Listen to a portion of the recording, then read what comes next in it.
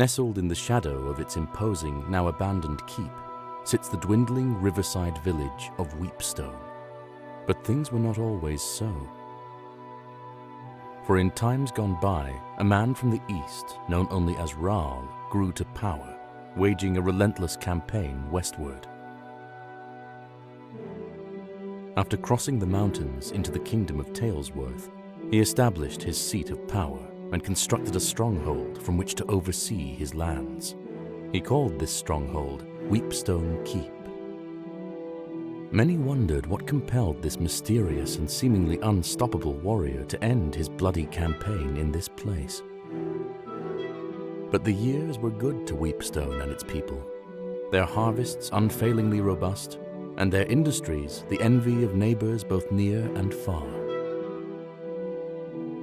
However, Raal would not live forever, and upon his death, his lands passed to his eldest son, Byron, and thus began the troubled times. Long past are the seasons of plenty for Weepstone and its people, whose fields now sit barren, the people forsaken by the good fortunes they once took for granted. To the astonishment of many, Byron abandoned Weepstone Keep for a modest manor on a hill near the town, and forbade anyone to return to its halls. Now the town barely survives, mostly as an unwelcome stop along a trade route used by merchants too impatient to travel the hospitable roads of the south. Only the trapped or the desperate continue to call this bleak place their home. Our story begins here, on a night of ill omen, as the people of Weepstone have been called to the tavern for reasons unknown.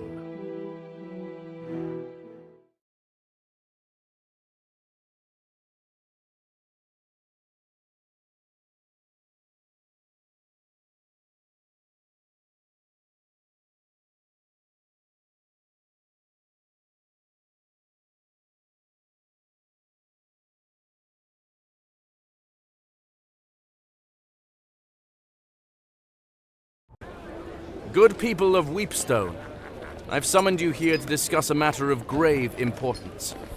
My brother and your lord, Byron, has fallen ill.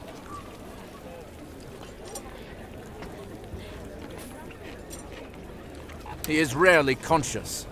His nights are fraught with fevered dreams and terrible nightmares. The healers know not what ails him.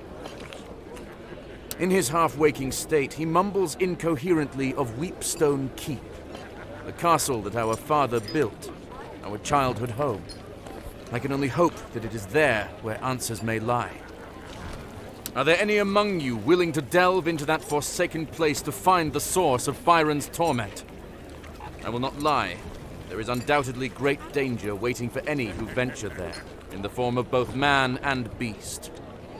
While the keep and its contents have been forbidden since our exile, I hereby decree that any brave enough to take on this task may enter, explore, and importantly, keep what they may find within its walls. Who among you will take up this duty? I need 6 volunteers. Please, I would rather not have my hand forced to choose.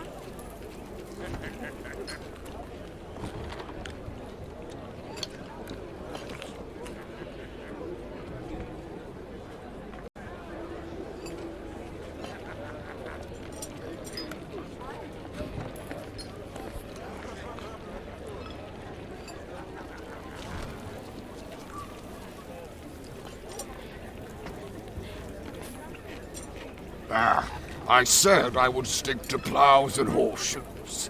But I still know how to swing a hammer. I'll go.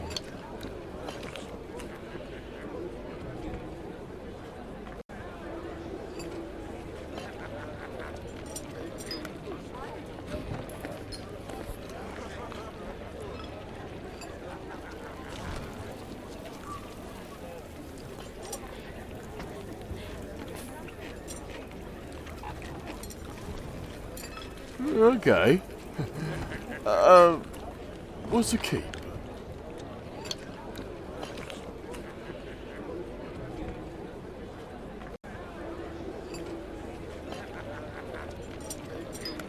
I'll go. I'm not as young as I once was, but maybe my years at the keep will be of some help. Where you go, I go. I love. You know that.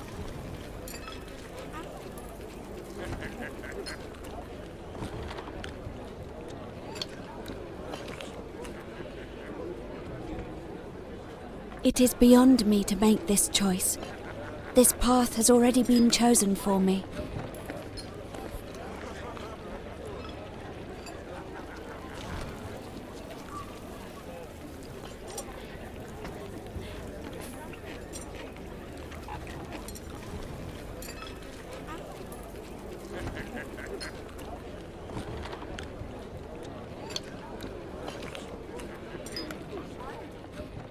And so the unlikely party set out for the keep, arriving at the gates just as the evening light began to fail.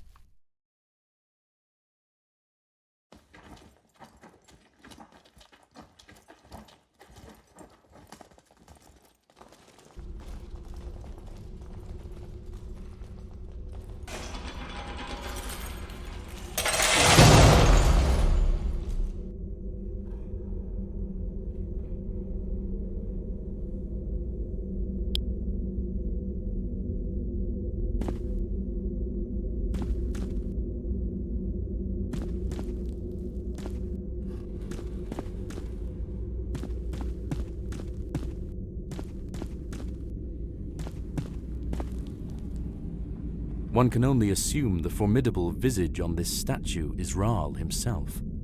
The left hand holds a small shield, while the right hand holds a lion-headed scepter.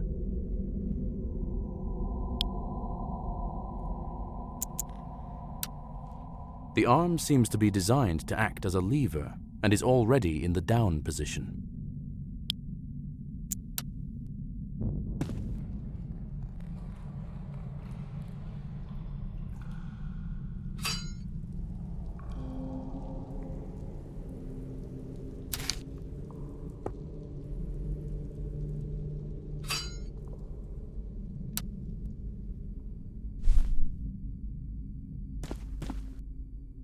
The party lifts with their combined might, but can do little to move the steel portcullis. There must be another way. One can only assume the formidable visage on this statue is Rahl himself. There seems to be something missing from this statue's hand, as though it's meant to grip an object.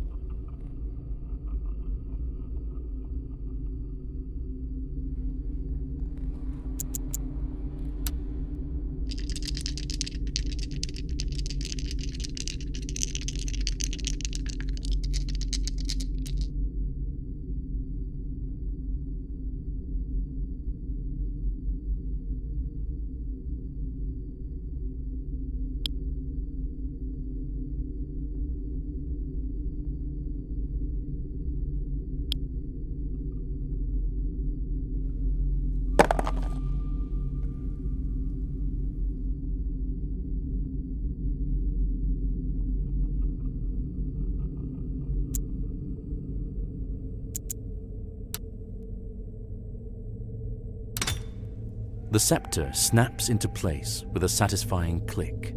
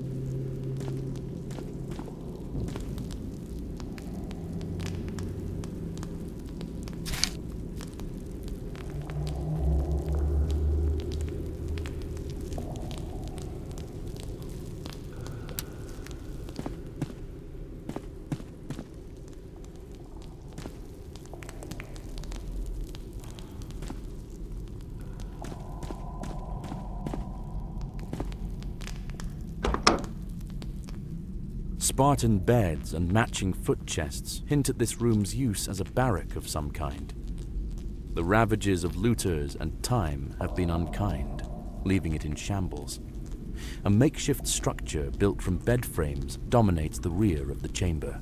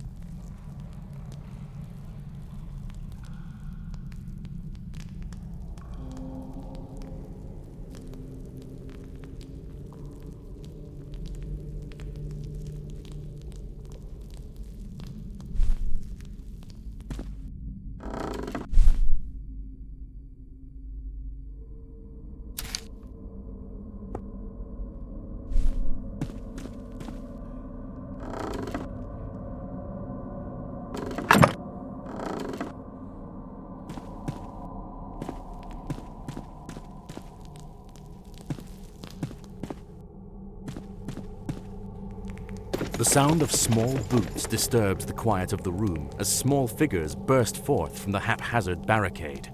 They brandish crude weapons and seem particularly intent on defending their hideout.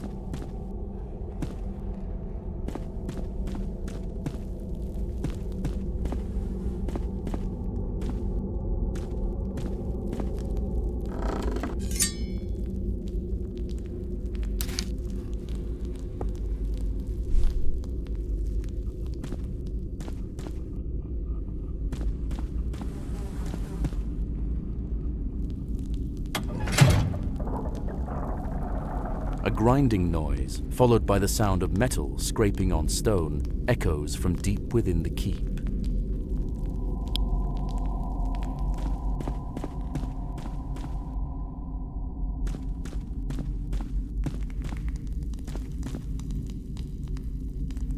This door is wedged shut by the damp and refuses to open despite your best efforts.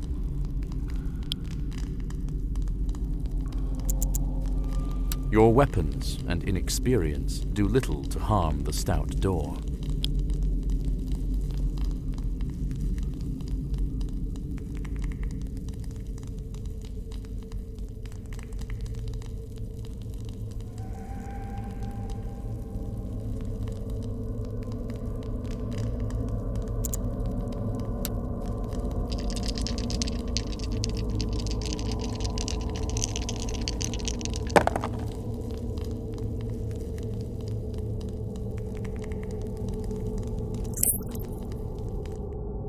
Though humble, these quarters were clearly reserved for a captain or leader of the keep's guard. The contents of this room appear mostly untouched over the years, as various papers and a book sit undisturbed upon a wooden desk.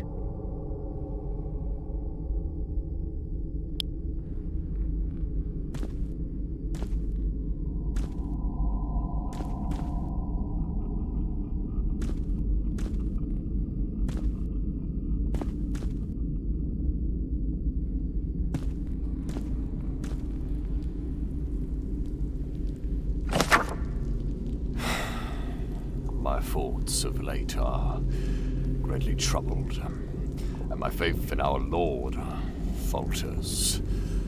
That priestess, Loronya, and her jealously guarded activities beneath the keep bring me great concern. If the captain of his Lord's guard is not permitted to venture below to the Undercroft, one can only imagine why.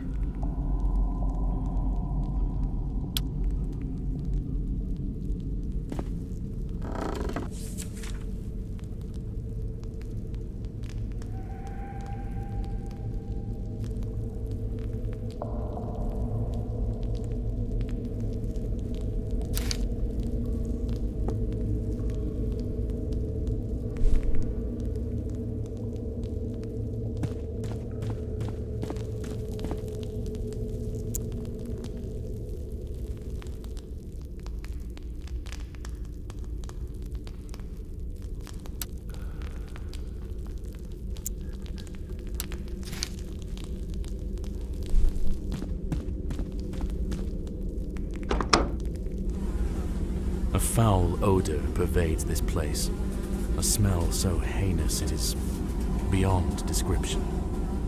A sitting board runs the length of the far wall with 3 openings. Despite the buzzing flies, you hear the faintest sound of rushing water that seems to be coming from the farthest hole.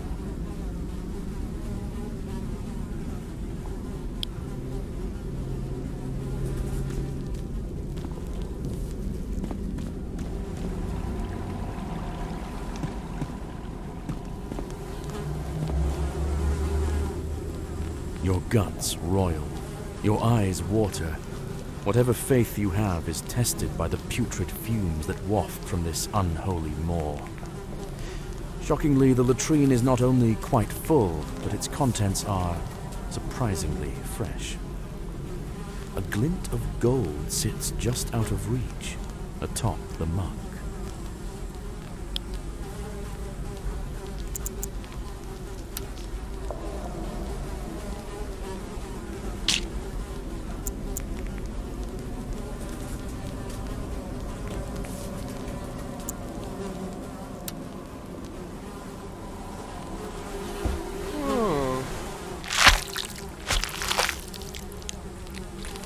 Sift blindly through horrors within, and to your surprise, you retrieve what feels like a ring. You emerge from the hole, smelling foul and feeling quite ill. Let us see if you are poisoned.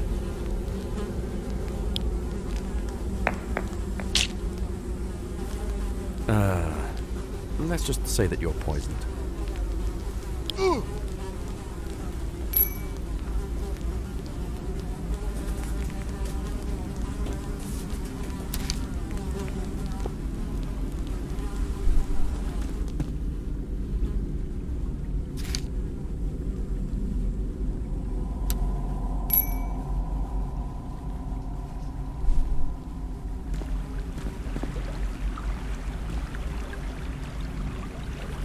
As you approach the middle latrine, you are blasted by an odor beyond words. You have no choice but to back away.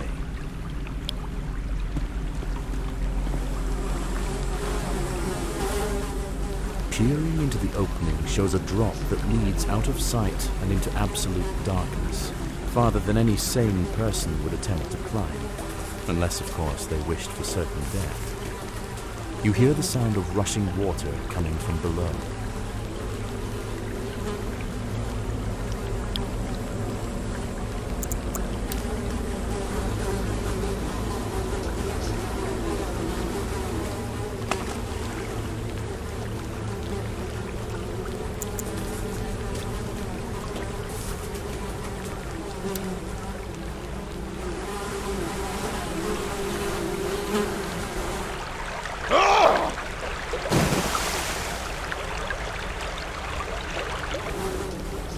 The party calls down in desperation, but they receive no reply.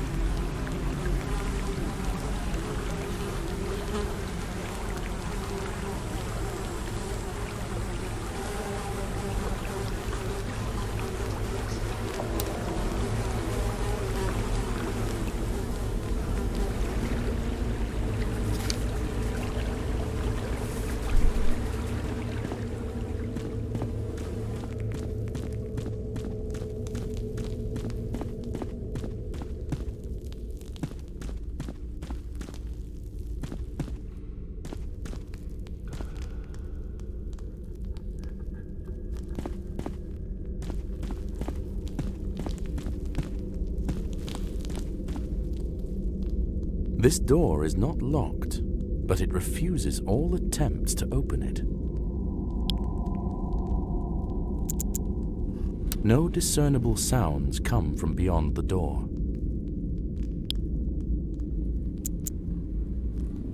You attack the door, but fail to cause any significant damage.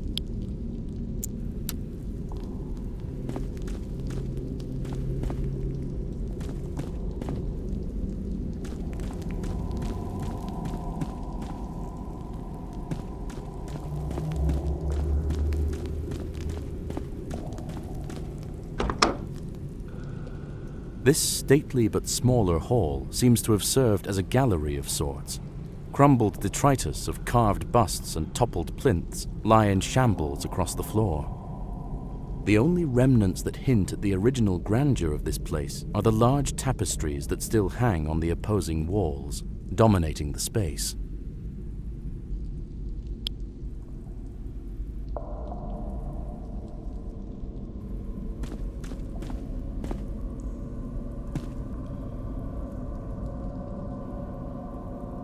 Depicted in the mural that spans the length of this side of the hall is the silhouette of a man standing in front of what looks like a calm pool of water.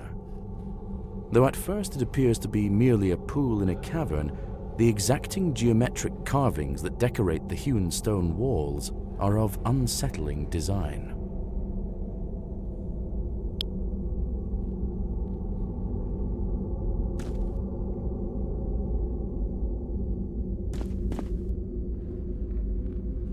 Before you spans a great mural dominating the entire stretch of wall. A man, most likely Rahl himself, sits astride his great warhorse. He brandishes an outstretched sword at the body of a fallen foe, flanked by his imposing host.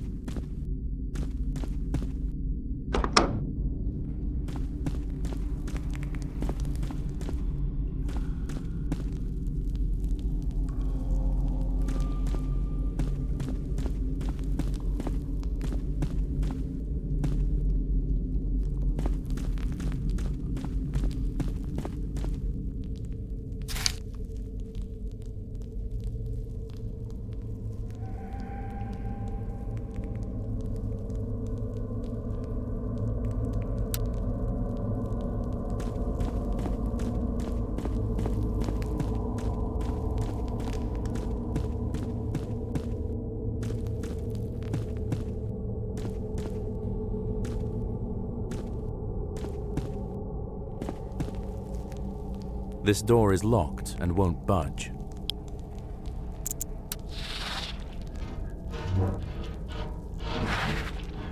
You hear a soft chittering, followed by the clatter of metal on stone.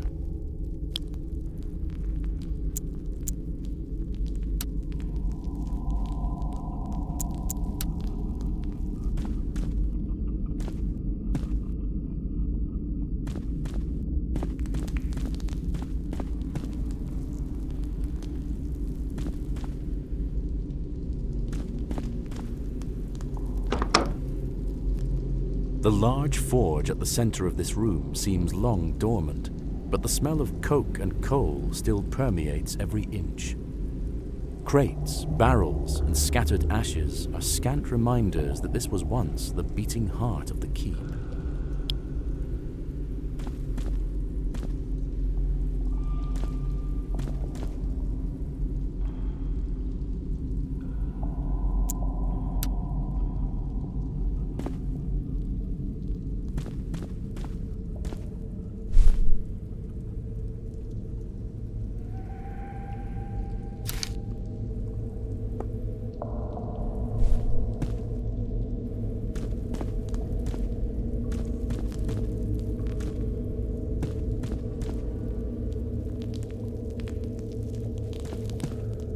You lean in, lighting the forge with your torch. It is indeed lit, but only just.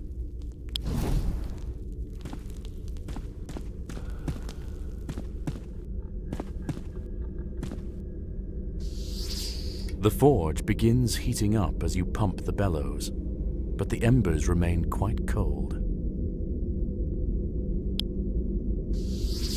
As more air pumps into the forge, you begin feeling some heat. The forge is as hot as it's going to get. The heat feels good in this cold, forgotten place.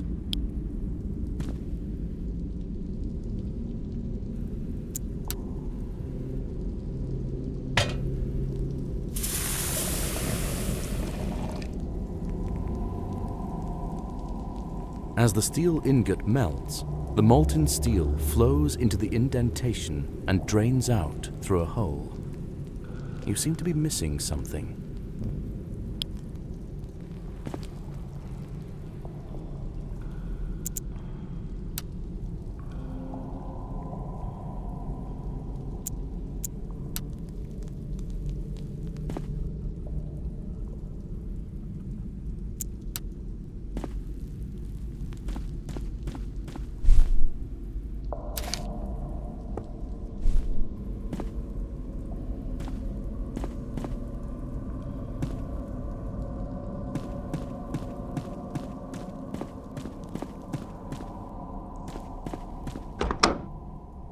A filthy, disheveled man holding a knife cowers in the corner while eyeing you cautiously.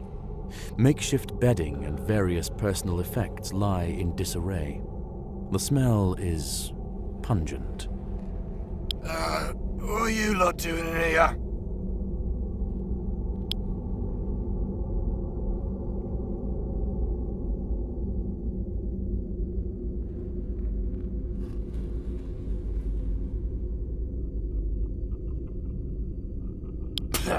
Curse that place and everyone in it.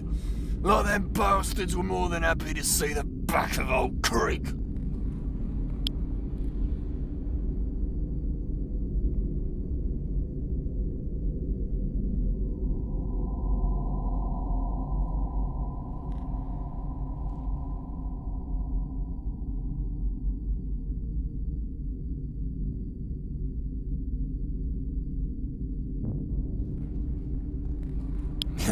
Well, if there's any justice, it's his comeuppance for letting the town fall apart. But no, I haven't heard any about that.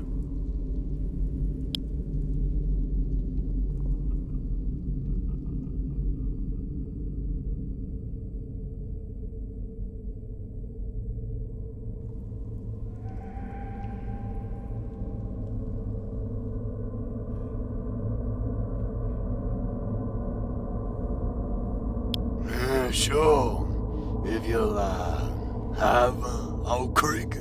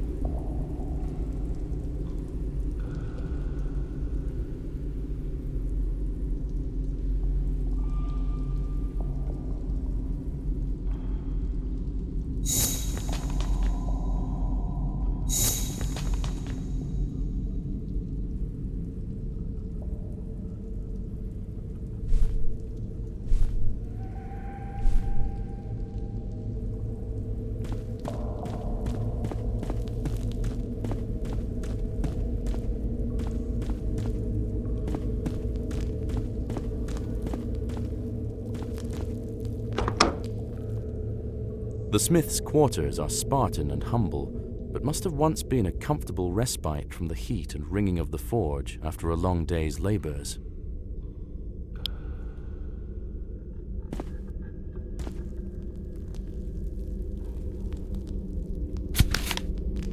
Oh, I'm a daft blasted idiot. I just can't seem to keep my head on straight anymore these days. 1. Forge the armory key for the 3rd time this year. 2. Finish up Loronya's set of fancy daggers. 3. Ask the apothecary about these blasted nightmares.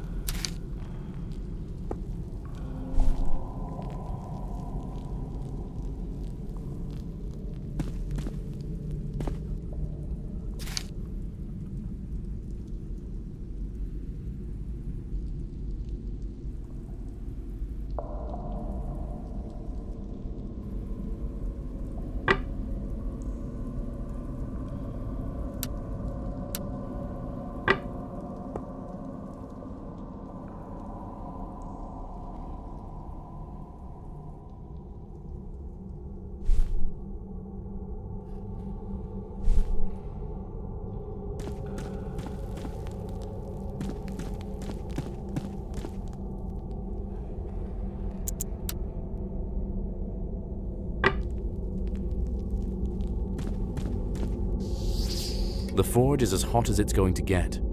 The heat feels good in this cold, forgotten place.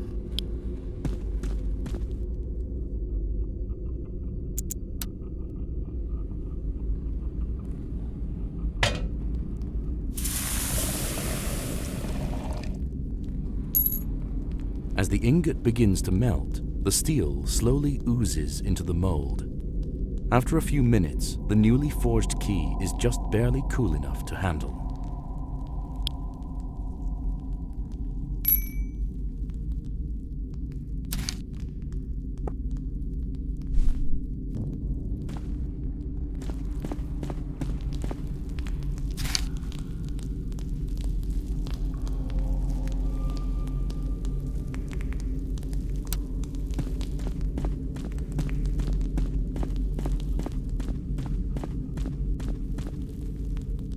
This door is locked and won't budge.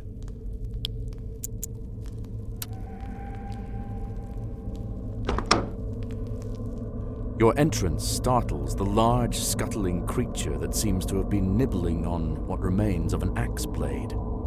It rears up in surprise, emitting an eerie, chittering noise.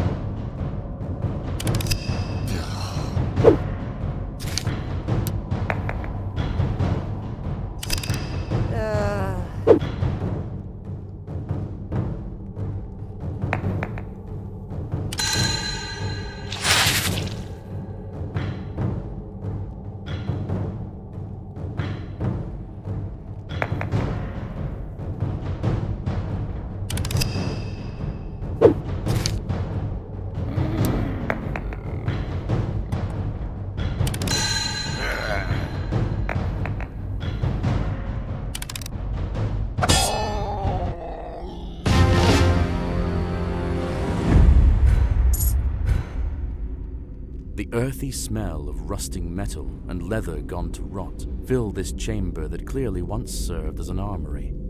Mouldering armor and rusting weapons sit in chaotic piles, strewn without care and long forgotten.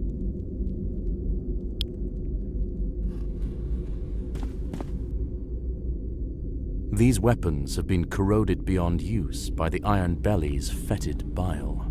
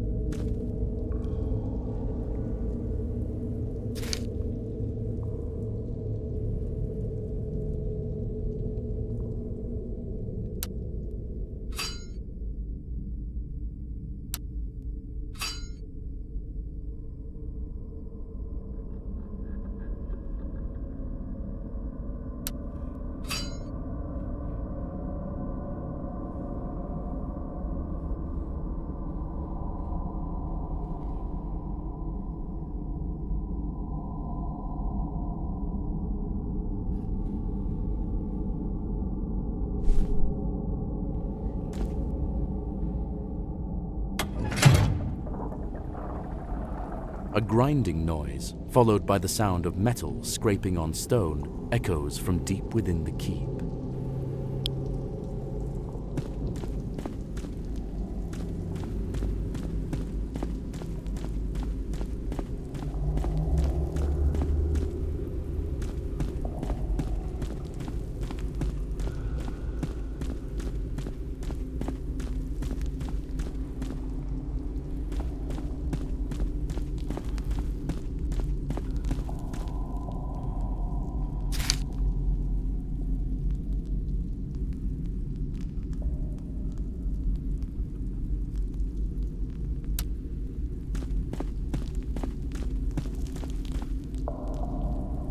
This door is not locked, but it refuses all attempts to open it. No discernible sounds come from beyond the door. You attack the door, but fail to cause any significant damage. You attack the door, but fail to...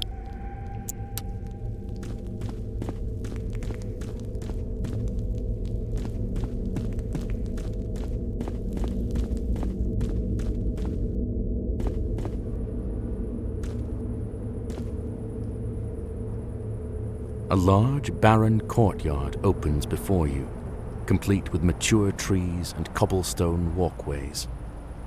As you cross the threshold, a sprinkling of pebbles and dust rain down from above.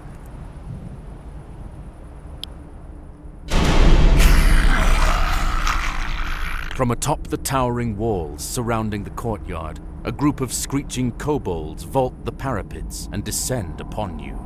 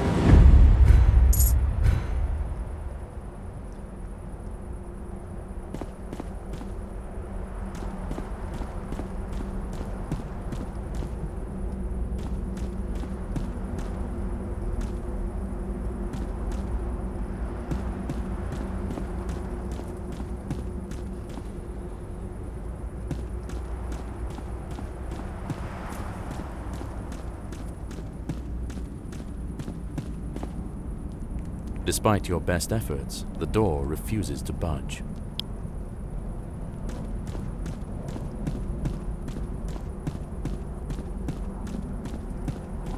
Despite your best efforts, the door refuses to budge.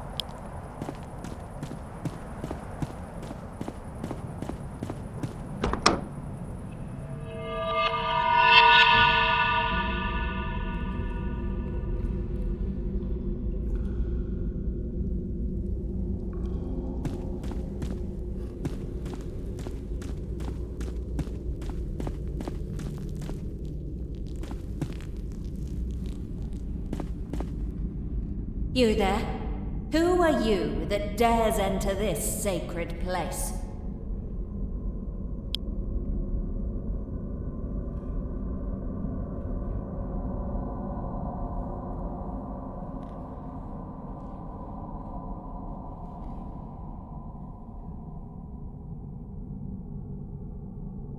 Truly, I'm surprised the ignorant fool still lives. I would see you clearer. Come closer. Now.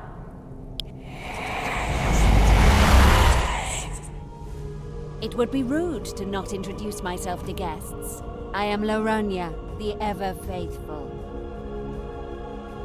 You say you've come on behalf of Byron. How does he fare? Still a craven, I presume?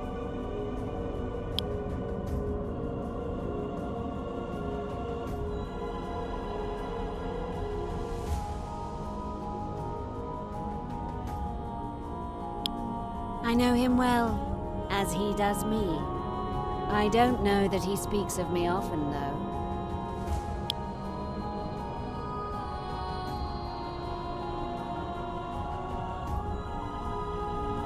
I am untroubled by what fools do not know, but they make such bad company. Time to remedy that.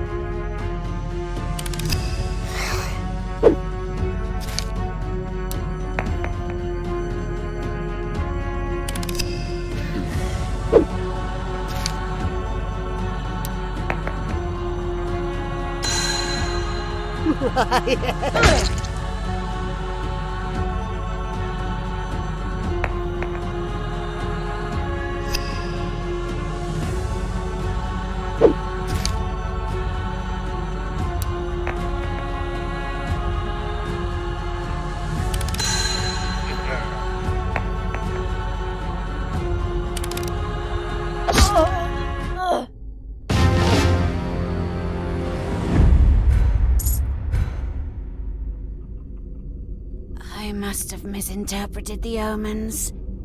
Today, he calls for me. It matters not.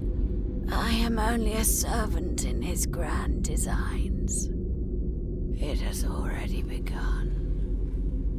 And with that, the spark of life fades from the mad priestess, leaving behind naught but a dead-eyed rictus.